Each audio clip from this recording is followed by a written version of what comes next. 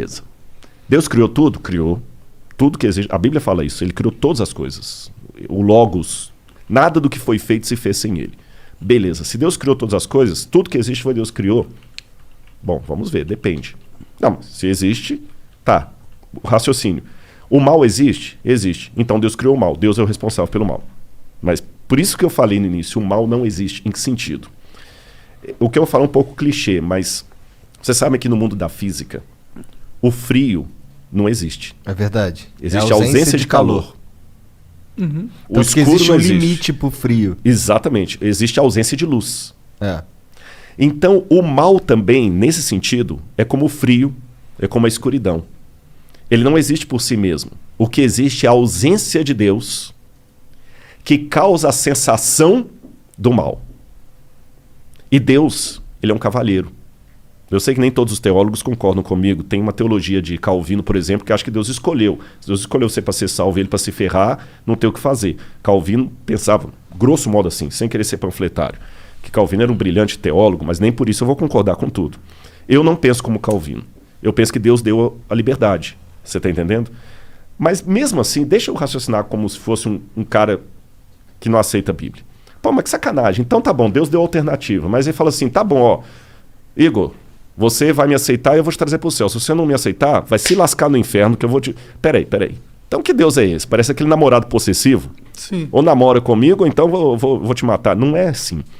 É porque, segundo a Bíblia, como Deus é o criador de tudo que existe, e nele há luz e treva alguma, o único que pode conceder a vida é Deus. Então, quando Deus fala desesperadamente, meus filhos, aceitem-me, porque senão vocês vão se lascar, não é como o namorado possessivo que fala com o menino assim, ou namora comigo, senão eu vou pegar um revólver e vou te matar. Não é isso. Seria mais ou menos como se a água pudesse dizer para o peixe, fique em mim, peixe, senão você vai se lascar. Quando a água fala assim, não é porque a água é possessiva.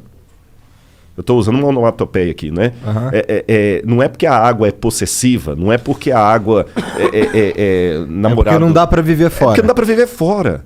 Então, quando Deus apela, filhos, vivam em mim, porque senão vocês vão se lascar, é porque Ele nos ama.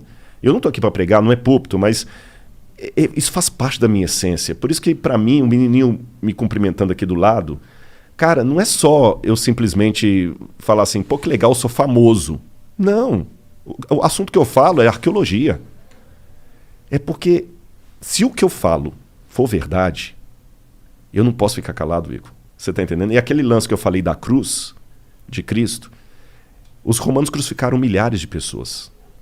Mas aquela crucifixão de Jesus de Nazaré foi diferente. Por quê? Vou te falar por quê. Vou contar uma historinha para você. Um rei, vou responder igual Jesus. Jesus contava uma história, quando o pessoal perguntava. Um rei, uma vez, deu uma regra no reino dele. Ninguém pode roubar. Se alguém roubar, eu vou mandar arrancar os 2 olhos. Cara, funcionou, ninguém roubava.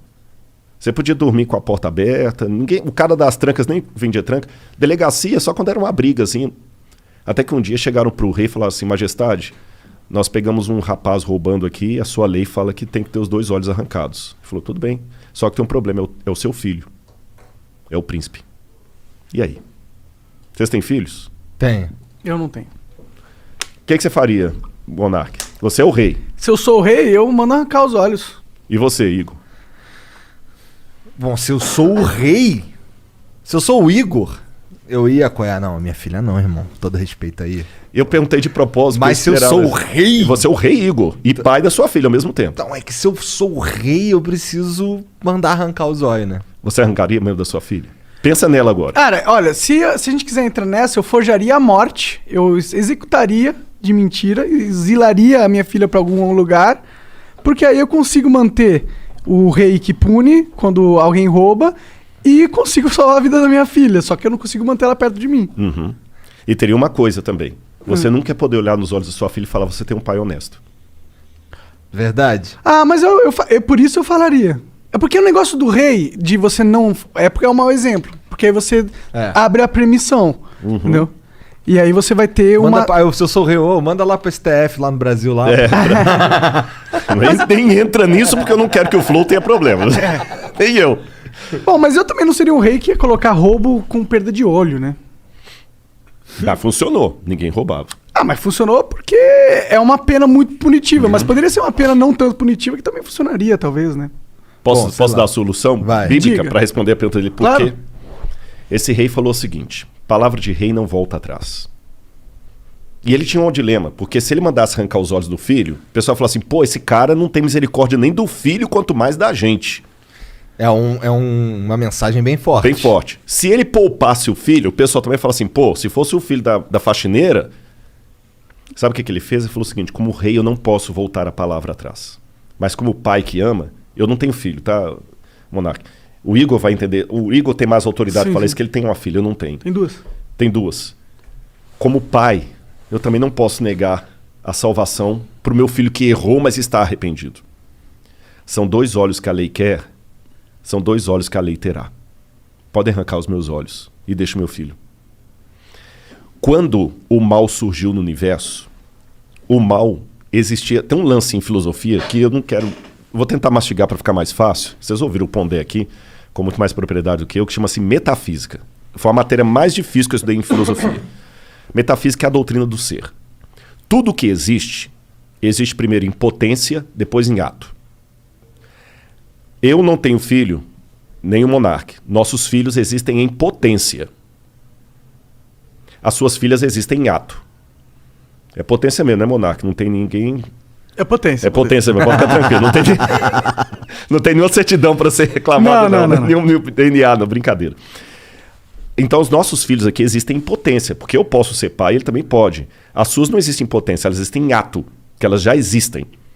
A minha filha não tem como ser estuprada, como ganhar um prêmio, como passar no vestibular, como pagar um seguro de saúde para ela. As suas têm, para ganhar tanto coisas boas quanto ruins. O mal, como potência, passou a existir no universo a partir do momento em que Deus não obrigou nenhum filho a ser fiel a ele. Eu criei vocês e vocês estão livres. Só que sigam as minhas leis para que tudo dê certo. E aí, com a ruptura que houve no universo cósmica, a lei de Deus foi quebrada. E a punição era que o pecado passou agora de potência a ato. Ruptura cósmica? Ruptura cósmica. Porque o universo estava numa harmonia que foi quebrada. Você entendeu? Não era plano de Deus que criança e leucemia estivessem na mesma frase. Não era plano de Deus. Deus não queria isso. Deus não queria a pancada que você ganhou no seu carro hoje. Deus não queria isso. Mas aconteceu. Ele sabia que ia acontecer. Aí alguém fala, pô, sacanagem, se ele sabia, por que ele deixou? Aí que vem o Lúcifer, o vulgo Lúcifer, né? Que Lutíferos, que é um nome que vem do latim, que não está na Bíblia, como eu falei. Mas vamos chamar de Lúcifer assim mesmo. Vem o Lúcifer, que faz toda a rebelião e tudo. E a sentença agora é a morte. Aí a segunda pessoa da divindade, que é Jesus, fala assim, tudo bem. São 2 olhos que a lei quer, a lei está exigindo a morte, eu vou morrer no lugar da humanidade. Então, na crença bíblica tradicional, o fato de Cristo morrer na cruz do Calvário, que não foi apenas um carinha que rebelou contra Roma, ele morreu a morte redentora. Por isso a gente chama de Cristo Redentor. Ele morreu no lugar do pecador. Ele que não era pecador morreu. Por isso que no Antigo Testamento sacrificava um cordeiro inocente para representar o Cristo.